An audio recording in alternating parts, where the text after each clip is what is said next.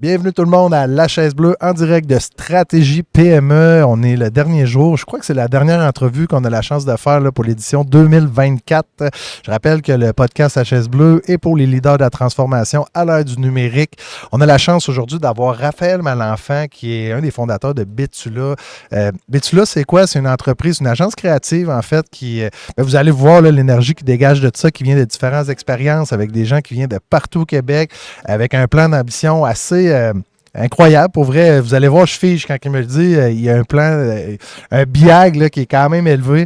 Donc, je vous laisse découvrir notre invité. Bonne écoute. Cet épisode de La Chaise Bleue vous est fièrement présenté par GLM Conseil.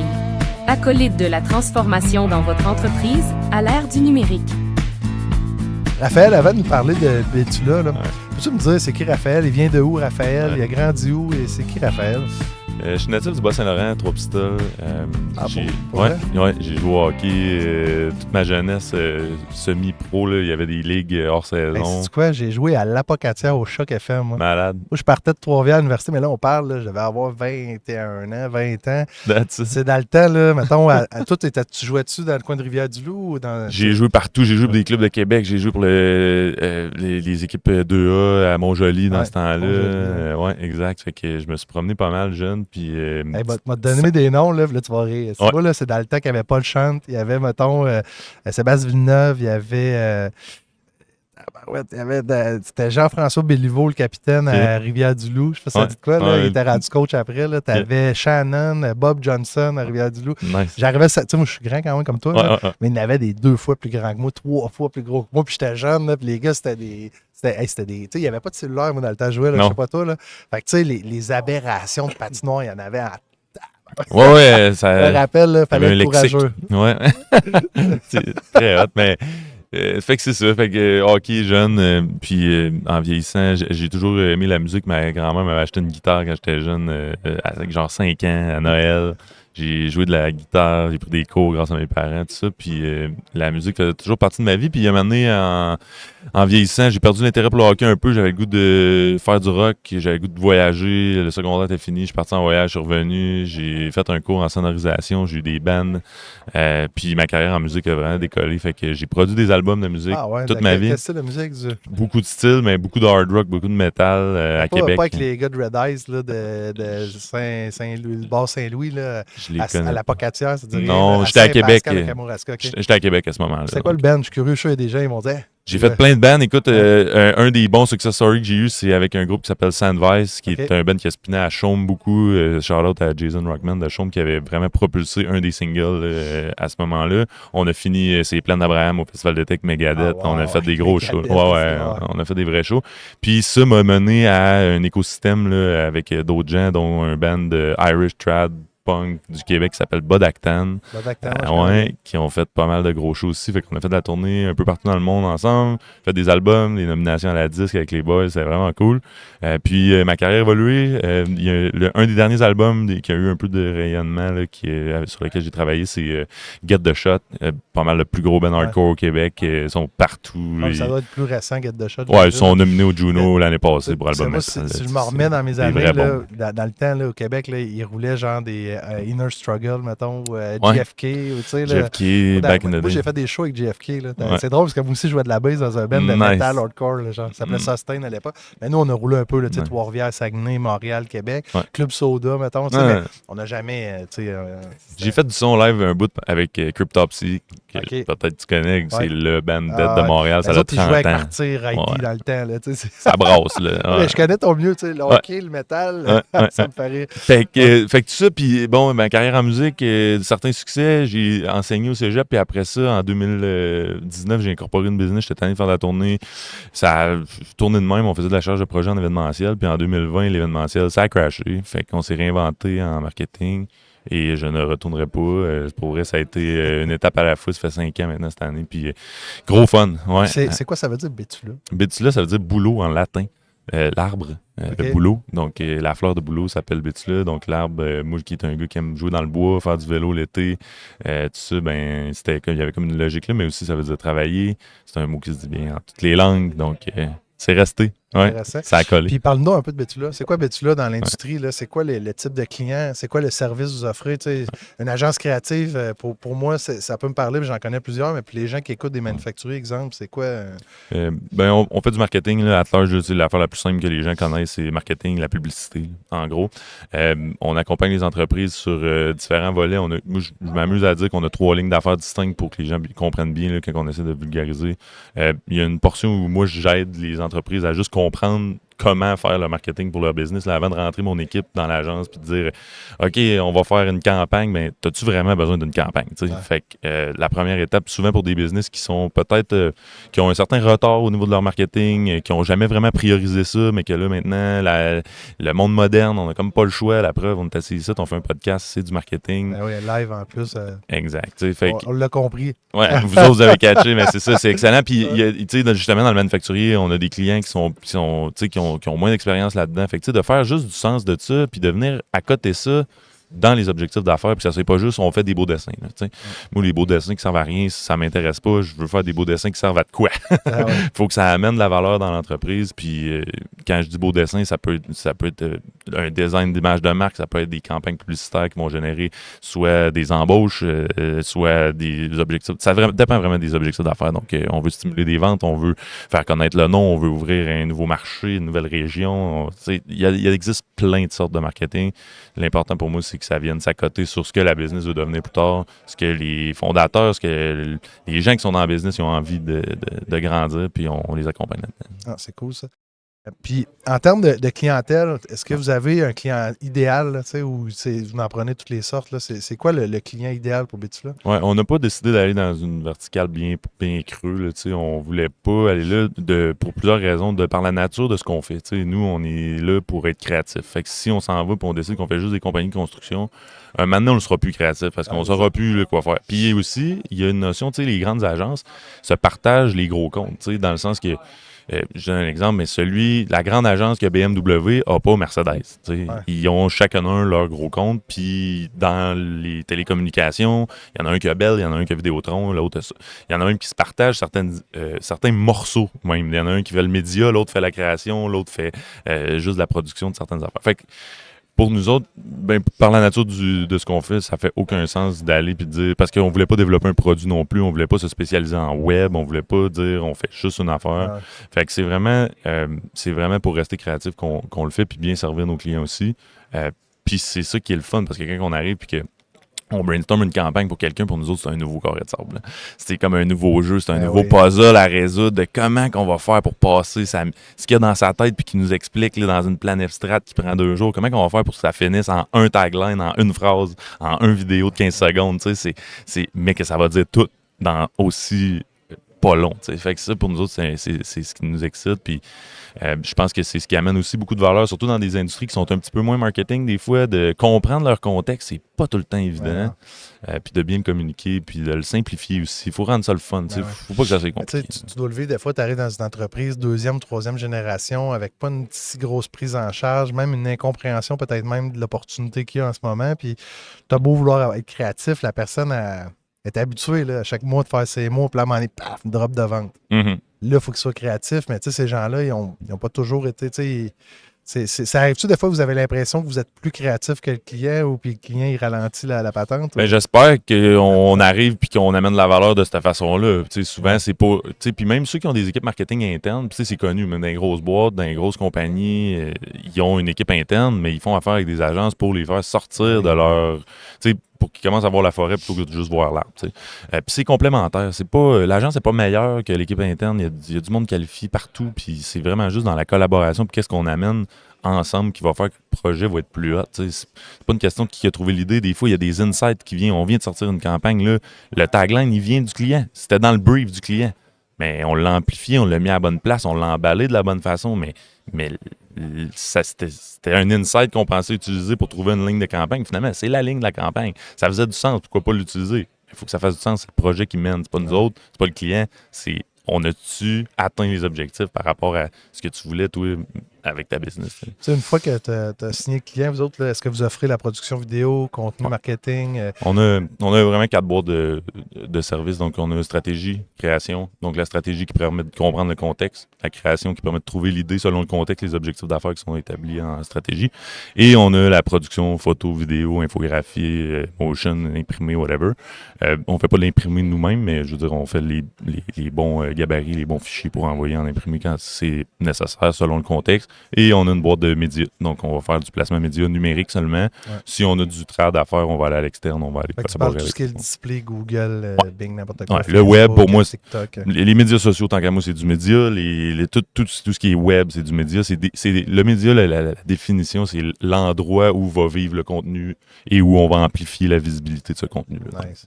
J'ai une autre question pour toi. Premièrement, je ne te connaissais pas, puis j'apprécie beaucoup ton énergie. Là.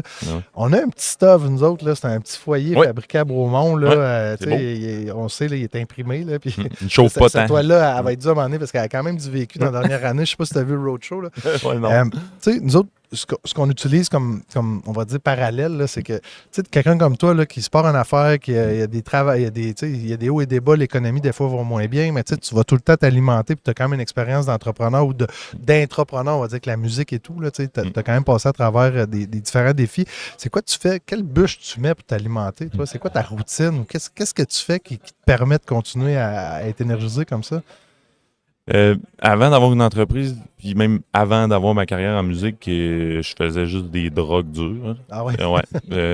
Ça a été un passage de vie qui m'a beaucoup appris, tu sais, qui m'a beaucoup appris à c'est où la limite. Puis de pas avoir de purpose dans la vie, c'est là que tu prends des mauvaises décisions. Ah oui. Puis le mot purpose, pour moi, il est devenu évident quand j'ai commencé à faire de la musique. Parce que là, je travaillais plus pour moi, je travaillais pour le projet de quelqu'un d'autre. Puis le projet de l'autre, c'était juste ça qui était valuable dans le court terme. C'était la toune que j'étais en train de mixer. Ça va-tu être la plus haute toune que cette bande-là a faite? Puis ça, c'est devenu ma drogue dure, carrément. Ouais. Quand j'ai rentré dans cet univers-là, c'est devenu ça. T'as réussi à arrêter de consommer en jouant de la musique? Ouais, full. Puis là, j'ai continué, je fumais du weed beaucoup, par exemple. Fait que ça a été mon autre morceau que j'ai été obligé de trancher. Puis ça a été un petit peu plus tard. C'est quand j'ai commencé à décrocher un petit peu de l'industrie de la musique. Ça a été... OK, là, j'arrête de fumer, j'arrête de tout. Puis ça a été un gros hit. Puis tu gagnes du temps dans ta vie. Ouais. Puis intense comme je suis, ben quand j'ai décidé d'arrêter, j'ai pas décidé d'arrêter, j'ai recommencé à m'entraîner, j'ai recommencé à faire du bike, j'ai recommencé à vraiment gonner du sport, tu sais, puis à me remettre en forme. Puis sérieusement, la bûche dans le poêle, pour moi, c'est rendu le sport, c'est rendu méditer. Puis tu sais, je suis pas non plus militaire avec mon approche. Là. Il y a des journées que ça me tente pas, puis je fais juste rien, puis je mange des beignes. Puis c'est chill. Mais genre, cette journée-là, je n'avais besoin, puis c'est de même. Ben mais moi, la bûche, c'est la santé, sérieux. Ouais. C'est un coup que tu reviens à ça. Là, dormir, boire de l'eau, manger des légumes, puis faire du sport. Là. C'est puissant, tabarnak. Il nous disait ça, on était jeunes, tu sais. Ouais, puis on l'oubliait, on dirait, quelque part. Le sommeil aussi, tu sais. Moi, je suis quelqu'un dormir, Pour vrai, je suis quelqu'un qui va dormir 4 heures, 5 heures constamment. Je me fais toujours dire dors. Puis, tu sais, on dirait que quand... Tu sais, le sport, j'en ai toujours fait. Là, je joue encore au hockey, je fais du mountain bike comme toi. Là, je sais pas si mais je fais aussi du vélo de route, tu sais, c'est non-stop. Là. Mais...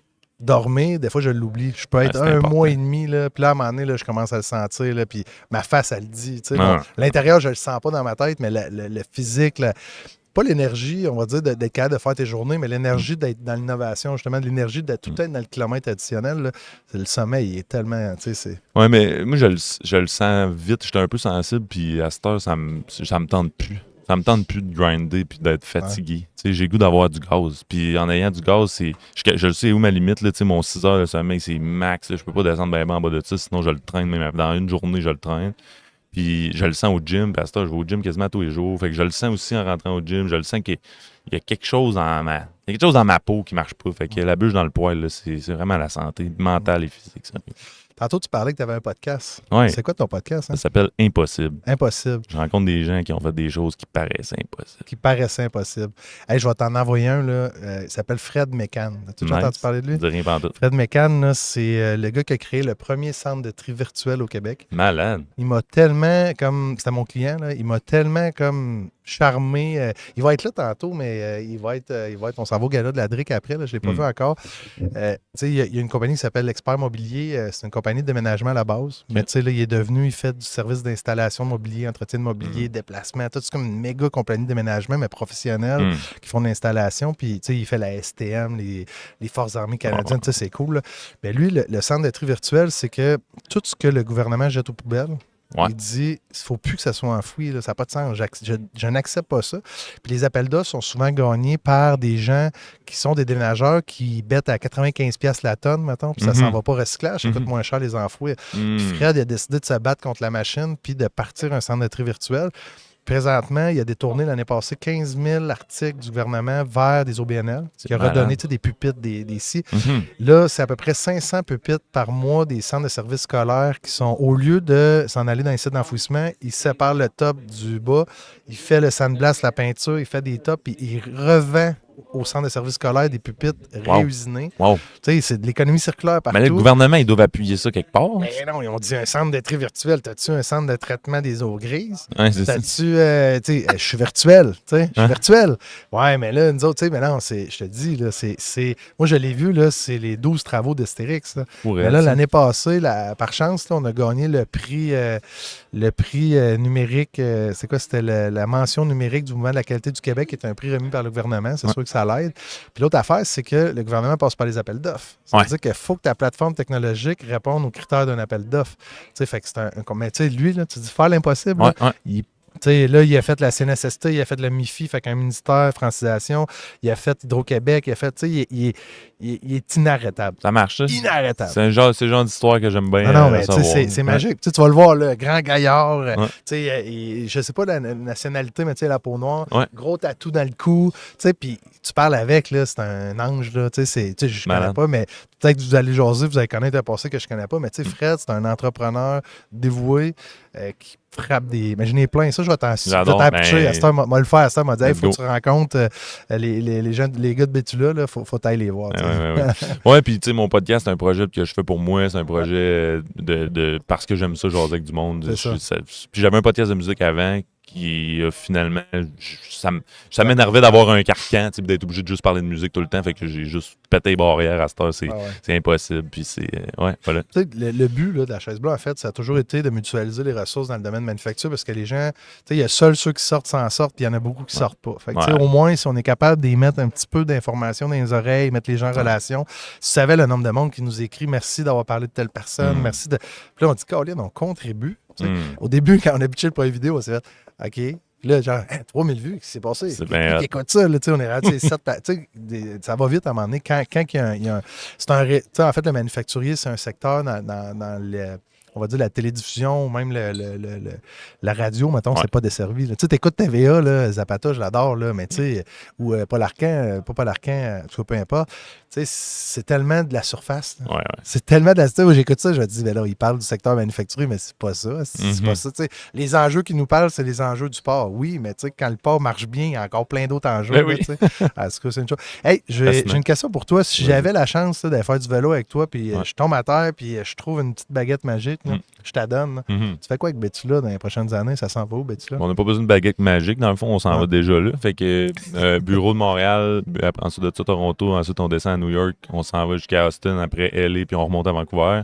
C'est un plan de 10 ans, ça nous amène à 100 millions de chiffre d'affaires, on va être 275, puis on va avoir un revenu par employé d'à peu près 400 000.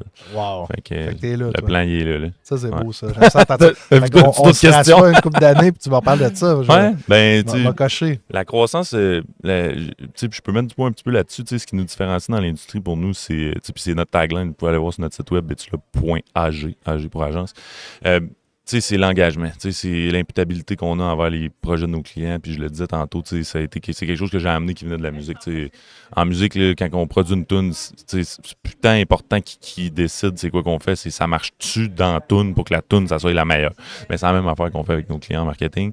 Puis ça nous a amené à prendre un peu de risque avec certains clients. Fait qu'on a, avec mon directeur des finances, on a commencé à faire des structures créatives où ce qu'on peut aider plus de business en prenant un peu de risque dans le projet. Fait que il nous arrivait des fois avec des budgets marketing qui étaient plus ou moins cohérents avec les objectifs qu'on avait à atteindre. Fait que ce qu'on s'est dit, pourquoi qu'on prend pas un peu de risque avec les autres puis qu'on partage pas le upside de ça. Fait que ça peut prendre plein... Tu te fais une opportunité du lead converti que tu ramasses, puis il y a plein de façons de faire. Tous les modèles sont discutables. Ça dépend vraiment du modèle d'affaires parce que, tu sais, quelqu'un qui vend du B2B, tu peux pas t'insérer dans les marges de la même façon que quelqu'un qui vend des bouteilles à la pharmacie. Ou, tu sais, fait que c'est vraiment créatif à ce niveau-là. C'est des deals qui sont plus longs à monter. C'est souvent en étapes. On commence souvent par une petite offre de service juste pour commencer à collaborer, voir si la vibe est bonne, mais on peut aller jusqu'à de l'équité en échange de services. As-tu travaillé dans des grandes agences avant ou même pas? Moi, non. Puis je me suis entouré de monde qui venait des grandes agences pour être sûr qu'on s'en allait à la bonne place, mais en gardant notre agilité aussi, tu sais, le mentorat, pour moi, c'est pas de la science infuse, c'est du partage d'expérience où on prend ce qu'on a besoin, puis le reste... Là, vous êtes rendu combien dans l'équipe, là, mettons? Oui, on est une dizaine, plus le reste qui est externe, mais tu sais, ça fait une vingtaine de personnes là, qui pataugent d'un projet à l'année. Ça, par expérience, moi, j'ai frappé 46 à un moment donné avec GLM, là. Ouais. Puis honnêtement, il y a eu un pas de recul. Il y a eu un pas de recul, mais ça n'empêche rien. Là. Je pense que si tu as la vision, tu vas l'avoir. Je suis même pas inquiet. Nous, on a réajusté un peu comment je pourrais dire? C'est parce que quand tu vis la croissance, à un moment donné, ça vient avec... faut que tu finances la croissance. C'est plus tes profits qui fait juste payer la croissance. T'sais. Puis j'ai frappé un mur à un moment donné, je me suis dit, t'as peu. Là. C'est quoi mes objectifs, moi, avec 3 enfants, maison, les sports, le ci, le ça, comment... je pense que je vais la trouver, la recette. Là, je recommence, je suis en réalignement. Beaucoup, mais nous autres, on a reculé à un moment donné. Ouais. Puis on l'a reculé, je te dirais, pour les clients et non pour nous. On l'a fait parce qu'on s'est dit, attends un peu, là, y a-tu quelque chose qu'on a échappé? Y a-tu quelque chose? Puis tu sais, avant, j'engageais beaucoup des étudiants qui sortaient puis que on coachait, on mettait à notre main. Puis j'avais de la misère à rentrer des externes dans l'organisation, des gens d'expérience. Puis là, aujourd'hui, tu vois, c'est le contraire. Je me dis, Colin, si je suis capable de mieux encadrer quelqu'un puis donner beaucoup de... Tu sais, des fois, on dit c'est un senior. Ouais. Là, tu passes du temps avec le jeune. Mais en réalité, si tu passes du temps avec le senior, c'est lui qui va passer du temps avec le jeune. Puis là, il y a un réalignement. Puis là, c'est correct, je ne passerai pas tout. C'est pas le but non plus. Mais il y a des beaux défis. Il y a des beaux défis. Tu sais, le 5 ans a été un beau défi aussi. Tu sais, les rachats d'actionnaires. Il y a eu des conflits là, à l'interne même de gens que j'aurais jamais pensé. Là. J'ai un employé qui vient de racheter la partner qui avait fondé avec moi cette année, à notre 5e année, tu vois, exactement. Puis ça nous a redonné... J'ai des nouveaux partners qui sont arrivés aussi. Puis là, ça redonnait une tape dans le dos, par exemple. C'est un swing, mais tu sais, c'est là que tu apprends, tabarouette, OK, j'aurais peut-être pas dû me diluer, ou mais ça, je te laisse vivre ça, puis tu as déjà une bonne expérience. Mais je vais te souhaiter une bonne chance dans Bétula. J'ai une dernière question, par contre, avant de te laisser partir. Je vais me mettre dans la peau d'un inspecteur de police. OK? Y a-tu quelque chose que tu nous as pas parlé aujourd'hui par rapport à Bétula? Y a-tu quelque chose qu'on devrait savoir qu'on ne sait pas? Y a-tu une question que tu aurais aimé que je te pose? Je pense que des agences marketing, il y en a un paquet, là. Puis il va continuer d'en avoir un paquet. Il y en a qui vont avoir du succès, il y en a qui n'en auront pas. Puis s'il y avait une question pour moi que j'aimerais que peut-être pas un inspecteur de police me pose, mais si on a quelque chose qui est un élément différenciateur pour nous autres, ça va être... C'est la nature et la chimie de l'équipe. Pour de vrai, il y a des espèces de fit dans l'équipe. Il y a de la magie quelque part que ça. As-tu des gens du bas du fleuve dans ton équipe ou c'est tout du monde de Québec? On a du monde de partout. J'ai mon directeur créatif qui est partner, il vient de Havre-Saint-Pierre. J'ai du monde de partout. Puis c'est ça la beauté. J'ai même une fille qui travaille avec nous autres de l'Italie. Nice. Hey, je vais te souhaiter un bon succès. Merci d'être venu à la Chaise Bleue. Ça fait plaisir. J'espère que tu reviens. Là, aussitôt que tu doubles, prochain événement, tu viens t'asseoir avec nous autres. Quand tu vas redoubler une autre fois, tu viens t'asseoir avec nous autres. Doubler, ça va aller vite à la fin de l'année prochaine. Fait que la stratégie PME l'année prochaine, si on va être là. On est là à chaque année. Hey, merci beaucoup d'être venu. C'est vraiment plaisant. Ça fait plaisir. Yes. Bonne journée. Cet épisode de La Chaise Bleue vous a été présenté par GLM Conseil. Acolyte de la transformation dans votre entreprise à l'ère du numérique.